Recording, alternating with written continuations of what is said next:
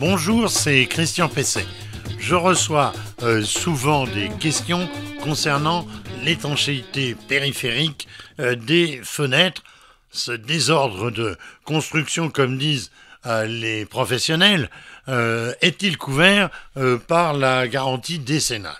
Alors, ce défaut, il est souvent constaté à la réception du logement neuf, et à ce moment-là, il est facile d'émettre des réserves et de demander la résolution du problème dans l'année qui suit la réception, année qui est celle du parfait achèvement.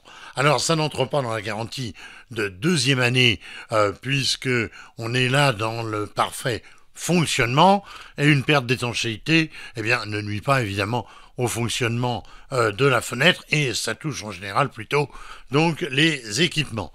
Alors après, la question elle est, est-ce que ça peut relever de la garantie décennale? Alors la garantie décennale, je l'ai souvent dit, la garantie décennale, elle joue lorsqu'on est dans une situation où le désordre, c'est-à-dire le défaut, pourrait nuire tellement à l'habitation, c'est-à-dire nuire à la destination, comme disent les juristes, de la maison, c'est-à-dire la rendre inhabitable.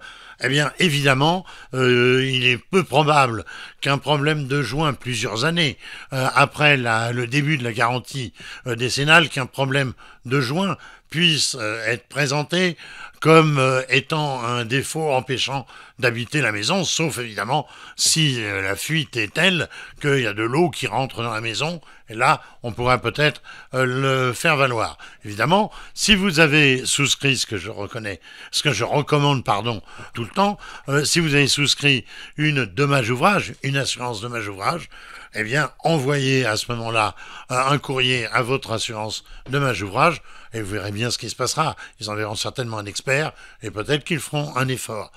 Et si vous n'avez pas souscrit cette assurance, ce qui n'est pas bien, adressez-vous directement au constructeur, si vous le connaissez, ou au fenêtrier, si ça a été de la rénovation. Vous verrez avec lui s'il peut faire aussi un geste, comme quoi les assurances, ça peut servir.